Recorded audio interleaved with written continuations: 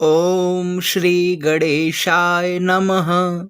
नमस्कार, मैं आपका मित्र पंडित लोकेश कहतोड़ी आपका हार्दिक स्वागत करता हूं अपने YouTube चैनल पर। आप सभी को श्री उत्पन्ना एकादशी जी की हार्दिक शुभकामनाएं। यह तिथि अपने आप में बहुत महत्वपूर्ण है क्योंकि इसी दिन श्री एकादशी जी का प्राकट्य हुआ था। यह उनकी उत्पन्न होने की तिथि मानी गई है, इसलिए इस कथा का विशेष महात्म्य है। इसलिए आप अंत तक हमारे साथ बने रहिए और यदि आपने हमारे YouTube चैनल को सब्सक्राइब नहीं किया है तो कृपया सब्सक्राइब कीजिए और आगे भी इसे शेयर कीजिए। आइए कथा आरंभ करते हैं। श्री युधिष्ठिर जी ने पूछा, हे भगवान, पुण्यमयी एकादशी तिथि कैसे उत्पन्न हुई, इस संसार में क्यों पवित्र मानी गई तथा देवताओं को कैसे प्रिय हुई। श्री भगवान बोले, हे कुंती नंदन, प्राचीन समय की बात है। सत्य युग में मुर नामक दानव रहता था। वह बड़ा ही अद्भुत, अत्यंत भयानक तथा संपूर्ण देवताओं के लिए बड़ा पीड़ादायक था। उस काल रूपधारी दुरात्मा महासुर ने इंद्र को भी जीत लिया था। संपूर्ण देवता उससे परास्त होकर स्वर्ग से निकाले जा चुके थे तथा भयभीत होकर पृथ्वी पर विचरा करते थे।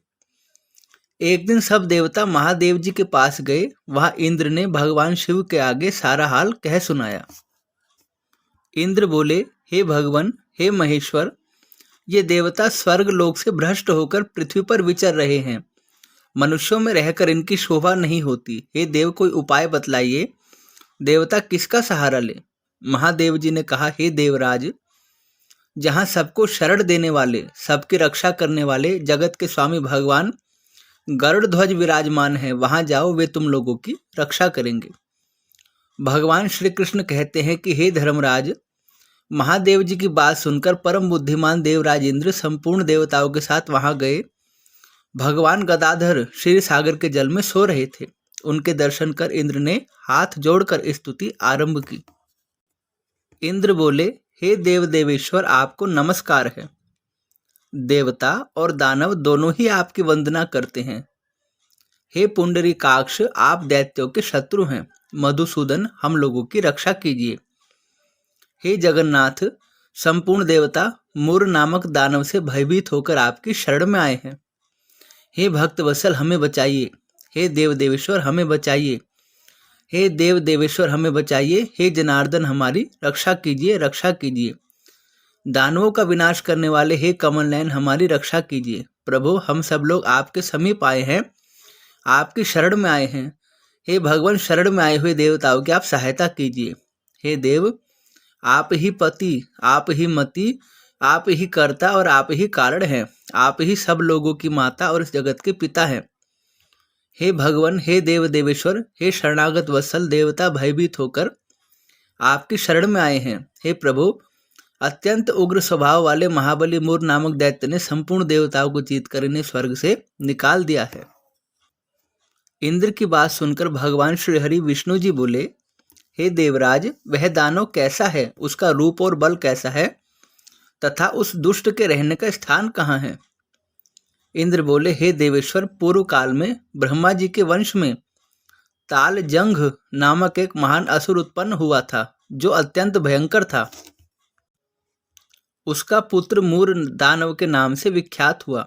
वह भी अत्यंत उत्कट, महापराक्रमी और देवताओं के लिए भयंकर है।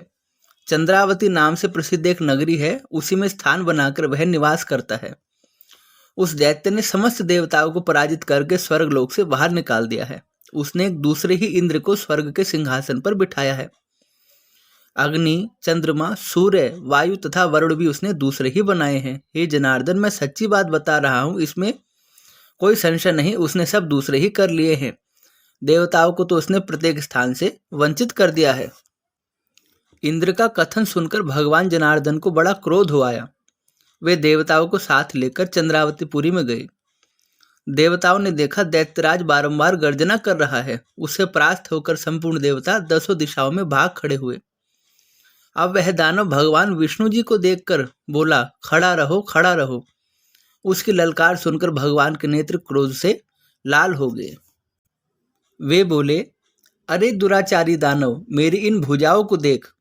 यह कहकर श्री विष्णु ने अपने दिव्य बाणों से सामने आए दुष्ट दानवों को मारना आरंभ किया। दानव भय से पीड़ित हो गए। हे पांडुनंदन, तत्पश्चात श्री विष्णु ने दैत्य सेना पर अपने चक्र का प्रहार किया। उससे छिन्न भिन्न होकर सैकड़ों योद्धा मौत के मुख में चले गए। इसके बाद भगवान श्री मधुसूदन बद्रिकाश्रम में चले गए, जहाँ सिंहावती नाम की गुफा थी, जो 12 योजन लंबी थी। हे पांडुनंदन, उस गुफा में एक ही दरवाजा था। भगवान श्री हरि विष्णु उसी में सो रहे थे। दानव मूर भगवान को मारने के उद्देश्य में लगा था। वह उनके पीछे पीछे आ रहा था। वहां पहुंचकर उसने भी उसी गुफा में प्रवेश किया। भगवान को सोते देखकर उसे बड़ा हर्ष हुआ। उसने सोचा कि यह दानवों को भय देने वाला देवता है, अतः निसंदेह इसे मैं मार डालूंगा। हे युधिष्ठिर, दानव के इस प्रकार विचार करते ही भगवान विष्णु जी के शरीर से एक कन्या प्रकट हुई, जो बड़ी रूपवती, सौभाग्यशालिनी तथा दिव्य अस्त्र शस्त्रों से युक्त थी। वह भगवान के तेज के अंश से उत्पन्न हुई थी। उसका बल और पराक्रम महान था।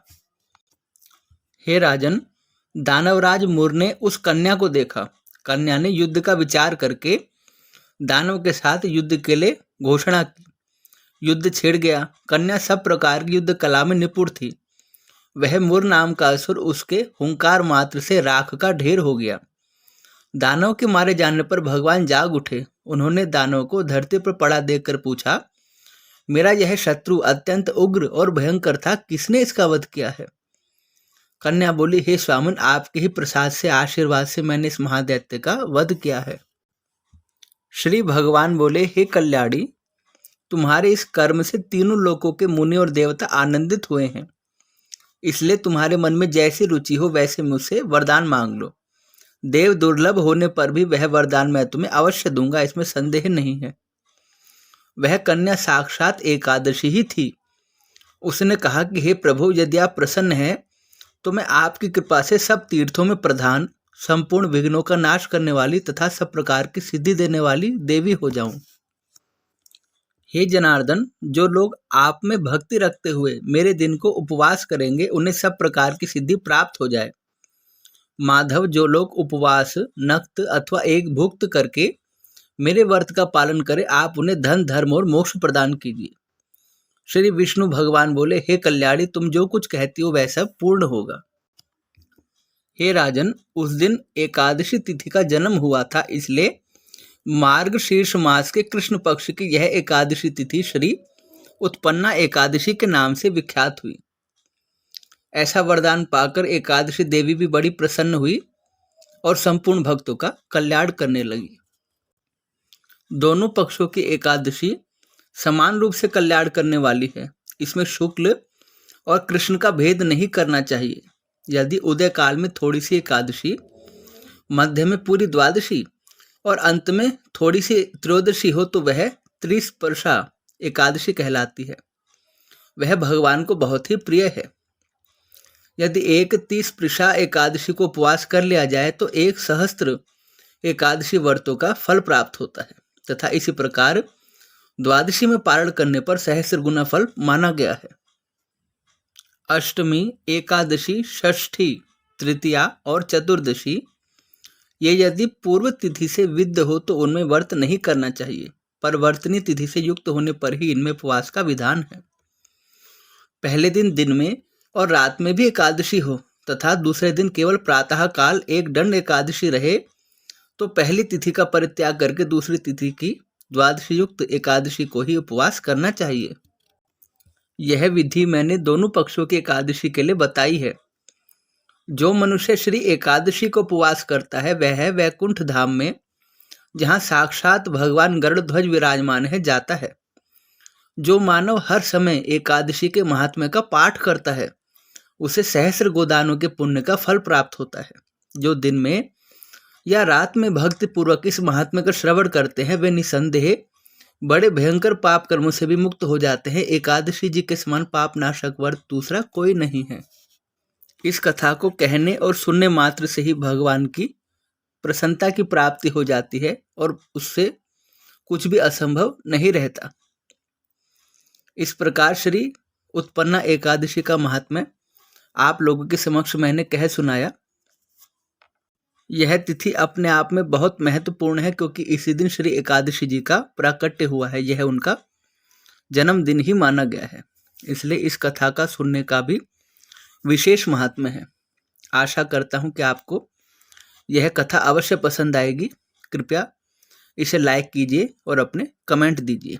आगे भी इस कथा को शेयर करके आप दूसरे लोगों तक इसे पहुंचाइए। पुनः भेंट होगी एक अगले कार्यक्रम में। तब तक के लिए आप सभी को जय श्री राम।